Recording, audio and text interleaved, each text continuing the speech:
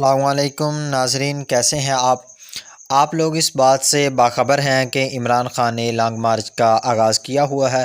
آج long march کو تیسرا دن ہے۔ تیسرے روز لانگ مارچ کے دوران پیش آنے والے حادثے نے پورے پاکستان کو ہلا کر رکھ دیا۔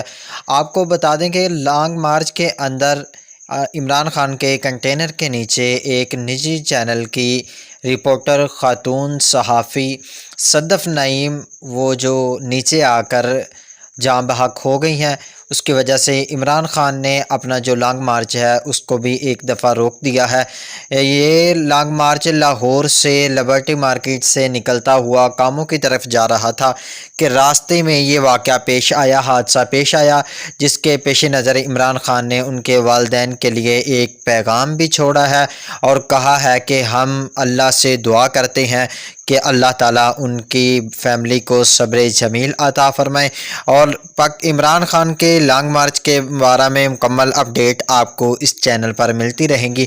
مزید ایسی ویڈیوز کے لیے ہمارا یوٹیوب چینل سبسکرائب کرتے ہیں۔ ملتے ہیں اگلی ویڈیو میں، تب تک کے لیے اللہ حافظ۔